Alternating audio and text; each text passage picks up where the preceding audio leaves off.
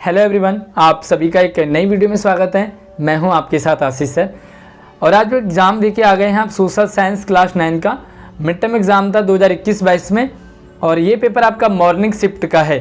Paper देने के बाद सबसे पहले हम अपने आंसर चेक करते हैं कि आपका कितना अच्छा हुआ, कैसा हुआ। तो ये तो आपके आंसर की रिजल्ट ही बताएगा। तो चलिए यहाँ पर आंसर आपको शेयर करने वाला हूँ, तो वीडियो को फटाफट से लाइक कर दीजिए और अपने दोस्तों को शेयर कर दीजिए। साथ ही नई नई अपडेट सबसे पहले पाने के लिए हमारे चैनल को सब्सक्राइब जरूर करके रखिए। तो फटाफट मैंने वीडियो तो क्लास में ही बना दिया था पेपर से रिलेटेड, ताकि इवनिंग शिफ्ट के भी उससे देख सकते हैं, आइडिया ले सकते हैं। लेकिन आंसर बनाने के लिए मैं घर आना पड़ता है, स्कूल से अभी आए हैं, तो जैसे घर पहुँचा हूँ तुरंत आपके लिए सॉल्व किया पेपर। चलिए, पेपर आपको सबसे पहले 4 खंडों में दिया था, 60 प्रश्न थे इसमें से, और आपको कितने करने थे यहाँ पर सिर्फ यहाँ पर आपको 50 करने थे और 0.8 के अकॉर्डिंग आपको यहाँ पर मार्किंग मिलेगी। तो चलिए यहाँ पर सबसे पहले हम देखते हैं, हिंदी और इंग्लिश दोनों मीडियम में है। सबसे पहले आपके लिए खंड क यानी कि सेक्शन ए से हैं। 1789 में फ्रांसीसी क्रांति से पूर्व फ्रांस में कर लगाने का अधिकार किसे प्राप्त था?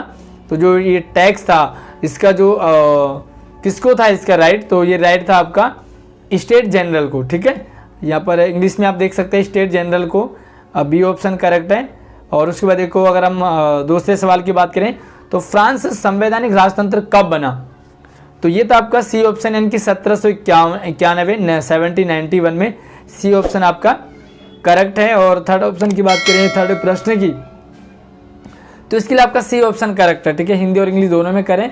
साथ ही आप पेपर भी देख सकते हैं कि किस तरह से था, कितना टफ था, कितना इजी था। फ्रांस के राष्ट्रीय गीत मार्शले किसकी रचना है? तो जो मार्शले हैं वो किसने लिखा है? तो ये था राजेश दी लाइल ने। ठीक है, ऑप्शन सी डी आपका करेक्ट है। और महिला एवं नागरिक अधिकार घोषणा पत्र तैयार किया था किसने? तो ये था आपका ओलेम दे गूज, यानी कि ये ऑप्शन करेक्ट है। उसके बाद 6 की बात करें, उत्पादन के लिए किन चीज़ों की आवश्यकता होती है? तो अगर हमें कोई चीज़ उत्पादन करना है तो वैसे को आपको पूंजी भी चाहिए होगी, प्रयास भी चाहिए होगा, स्ट्रगल भी आपको करना पड़ेगा, और संसाधन भी चाहिए, सारी सामग्री चाहिए। तो इसके अकॉर्डिंग आपका डी ऑप्शन करेक्ट है, यानी कि उपरोक्त सभी। चलिए 7 की बात करें तो निम्नलिखित में से कौन एक खरीफ का फसल है? ठीक है, which of the following is a kharif crop? तो ये आपका सारे देखो, बाजरा, ज्वार, चावल, ये सारे जो है वो आपके खरीफ के हैं। तो उपरोक्त सभी, यानी कि डी ऑप्शन करेक्ट रहेगा। और उसके बाद हम 8 पे कि एक वर्ष में किसी भूमि पर एक से ज़्यादा फसल पैदा करना क्या कहलाता है? तो बहुविध फसल प्रणाली ये आपका रहता है। चलिए उसके बाद 9वां देखो, तो 9वां आपका जो है ये ऑप्शन करेक्ट है। 10वीं की बात करें तो 10वां आपका बी, यानी कि कम्युनिकेशन ऑप्शन आपका राइट रहेगा। निम्नलिखित में से कौन सा क्रियाकलाप सेवा क्षेत्र के अंतर्गत आता है? तो सेवा क्षेत्र के आपका कम्युनिकेशन। उसके बाद 11वीं की बात करें तो आपका ए ऑप्शन करेक्ट है, आर्थिक क्रियाकलाप, यानी कि इकोनॉमिक एक्टिविटी। उसके बाद हम 12वीं की बात करें तो 12वां सवाल यहाँ पर थोड़ा सा डाउट है।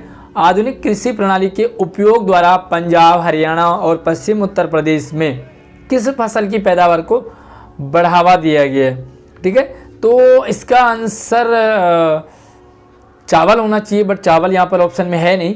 तो देखो यहाँ पर ज़्यादातर क्या है, गेहूं आप इसका ऑप्शन मान सकते हैं, बट ये जो ऑप्शन है ना, इसका जो करेक्ट आंसर है वो चावल है, लेकिन चावल ऑप्शन में नहीं है। तो आई थिंक इसका आपको सभी को बोनस पॉइंट मिल सकता है, यानी कि 1 नंबर सभी को मिल सकता है इसका। फिर भी आप मुझे ज़रूर कमेंट करके बताएंगे कि इसका आंसर क्या होना चाहिए, 12th का आंसर क्या होना चाहिए आपके अकॉर्डिंग। चलिए, जनसंख्या पूंजी में बदल जाती है, population is converted into capital by. तो ये क्या रहेगा आपको? उपरोक्त सभी प्रशिक्षण के द्वारा, शिक्षा के द्वारा और चिकित्सा के द्वारा। तो ये जो है जनसंख्या पूंजी, सभी जनसंख्या पूंजी है। तो उपरोक्त सभी आपका करेक्ट आंसर है। और किस रेखा को कर्क रेखा कहा जाता है? Which of the following is called tropic of cancer? तो ये रहेगा आपके लिए ए ऑप्शन करेक्ट है। दोआब का क्या अर्थ है भाई? दोआब का 2 नदियों के बीच की भूमि। ठीक है, तो 2 नदियाँ, इसीलिए पंजाब कहा है ना, 5 नदियाँ हैं वहाँ पर, इसलिए पंजाब है। तो दोआब किसे कहते हैं? जहाँ पर 2 नदियों का बीच के जगह है, यानी कि 2 नदियों का संगम भी कह सकते हैं इसे। और निम्नलिखित में से भारत के किस राज्य की सीमा अंतर्राष्ट्रीय सीमा रेखा नहीं है? तो ये है हरियाणा, यानी कि डी ऑप्शन। और भारत में खारे पानी की सबसे बड़ी झील आपकी चिल्का झील। ओके, उसके बाद हम 18वीं की बात करें तो भारत की मुख्य भूमि की फसल पश्चिम में स्थित है, सॉरी, तो ये आपका अरब सागर है, यानी कि अरेबियन सी। कश्मीर और कन्याकुमारी में दिन रात की अवधि में अंतर का कारण है the difference in the duration of day and night in Kashmir and Kanyakumari is due to, तो ये रहेगा आपके लिए बोथ, यानी कि ए एंड बी। ये थोड़ा सा डाउट्स है, देखो इसमें जो आंसर आपका ए हो सकता है, लेकिन इसमें क्या है ना, देशांतर और अक्षांतर दोनों है, तो ये थोड़ा सा डाउट वाला सवाल है। मुझे इसको सी आंसर लगा, बट अगर आपको ये थोड़ा सा वैसे ए होना चाहिए, है ना, ए भी लग रहा है, लेकिन सी ज़्यादा है क्योंकि अक्षांतर और देशांतर दोनों हो सकते हैं। तो आप मुझे ज़रूर कमेंट करके बताएंगे, प्रश्न नंबर के साथ बताएं कि किस प्रश्न का आप आंसर कर रहे हो, क्योंकि बहुत सारे सवाल हो जाते हैं, कमेंट भी बहुत सारे हो जाते हैं, इसलिए वो डाउट वाला हो जाता है। 20वां सवाल देखो, तो आपका गलत मिलान करना है, तो गलत मिलान की पहचान करेंगे। चलिए, तो गलत मिलान करना है यहाँ पर। तो ये सारी चीज़ें भारत में, जैसे कॉमेट भी भारत में, कंचनजंगा भी भारत में है और नामच बरुआ भी भारत में, लेकिन जो माउंट एवरेस्ट है वो आपका भारत में नहीं है, ये कहाँ आपका नेपाल में है, ठीक है। और 21 की बात करें तो आपके लिए यहाँ पर जो पाकिस्तान आंसर है बी ऑप्शन। 22 की बात करें तो यहाँ पर रॉबर्ट मुगाबे, जिम्बाब्वे के तानाशाह जो है वो रॉबर्ट मुगाबे। और 23 में आपका महात्मा गांधी।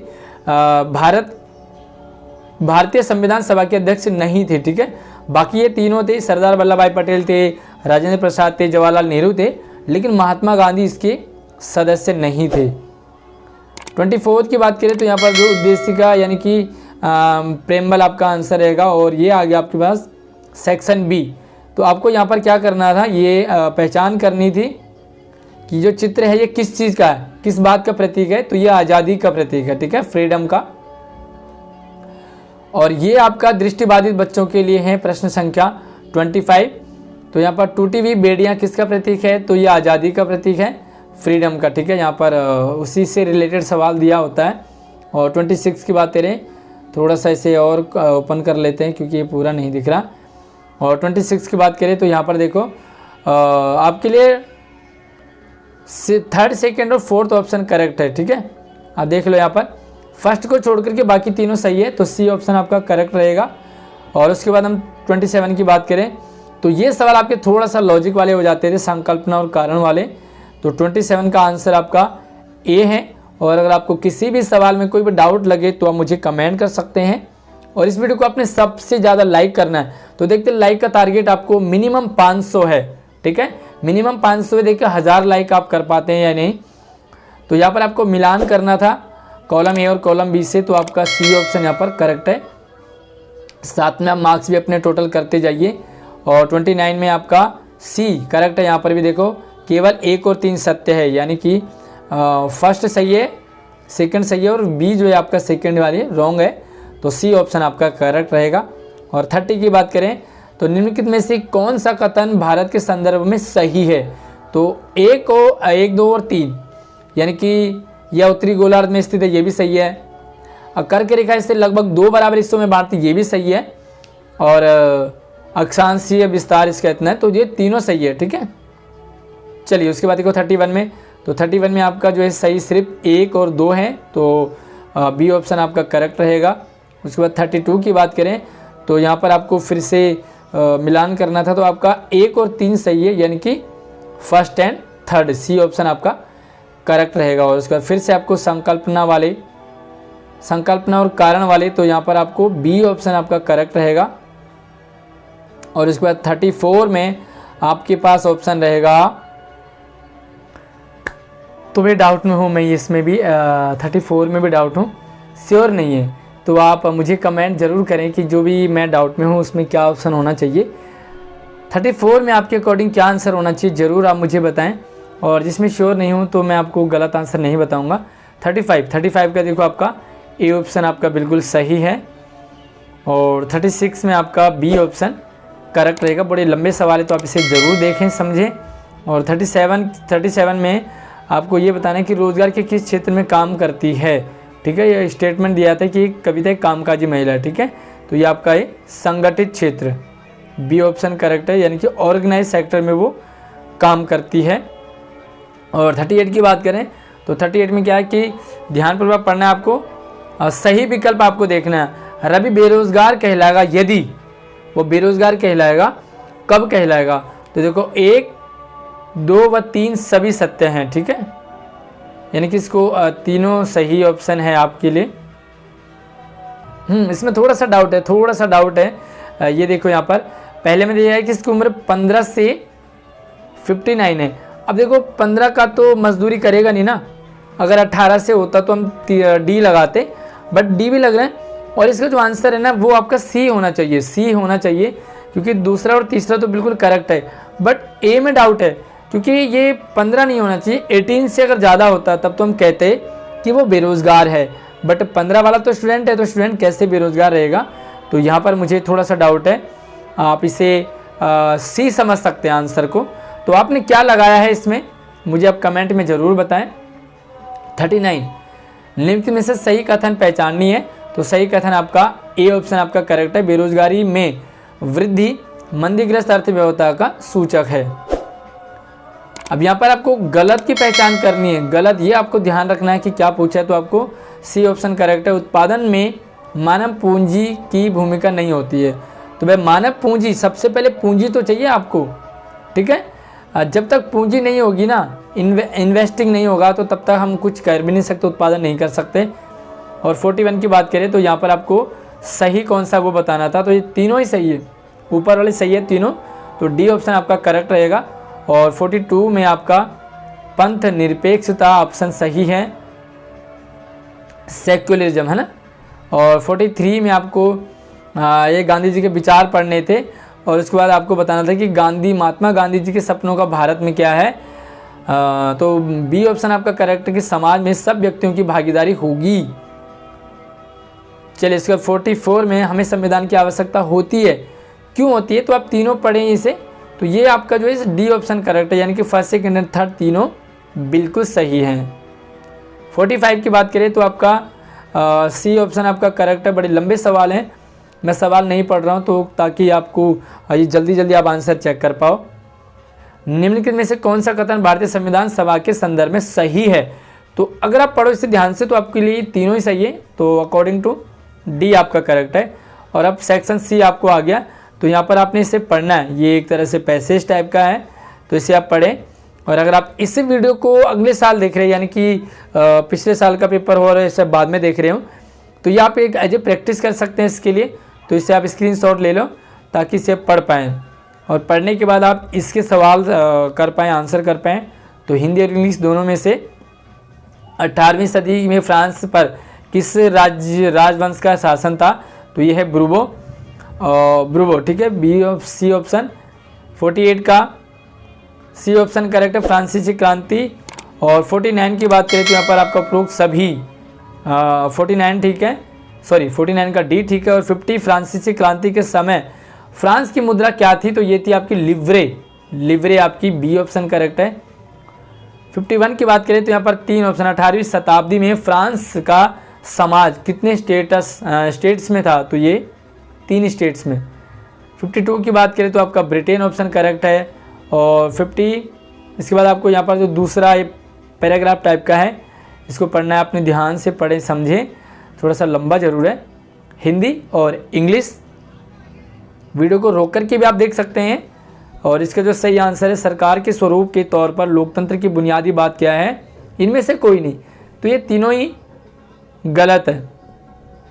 उसके बाद 54 की बात करें तो लोकतंत्र में फैसलों में देरी के कारण क्या है, फैसलों में लोगों की भागीदारी सुनिश्चित करना, ये इसका करेक्ट आंसर है।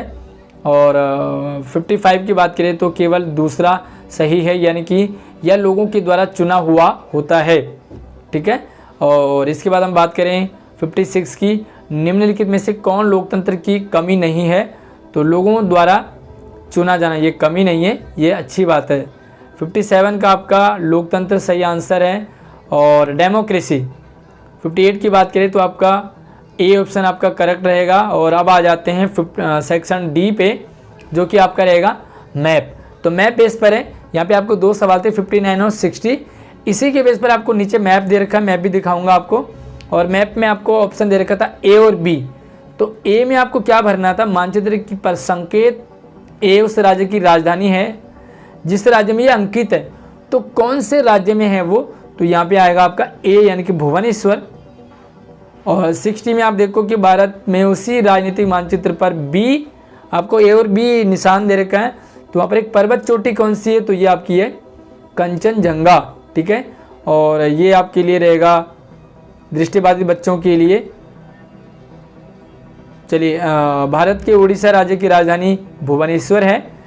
और उसके बाद देखो यहाँ पर निम्नलिखित में से किस राजधानी भारतीय राज्य में कंचनजंगा पर्वत चोटी स्थित है, तो ये है सिक्किम में, राइट। अब हम यहाँ पर देखते हैं, ये मैप है। तो मैप में आपको यहाँ पर देना था कि बी वाला सवाल ये वाला था और ए वाला सवाल ये वाला था। तो आई होप आपके ज़रूर चेक कर लिया होगा कितने आंसर आपके आ रहे हैं, कितने मार्क्स आपके बन रहे हैं। और ये अगर आपके 50 सही है तो आपको जितने भी आपके टोटल मार्क्स बन रहे हैं ना, उससे आप अपॉन में 0.8 से कर देंगे तो आपके मार्क्स आ जाएंगे, क्योंकि एक मार्क्स जो है ना वो आपका 0.8 के है। तो आपके कितने बन रहे हैं 40 में से मुझे कमेंट करके ज़रूर बताएंगे।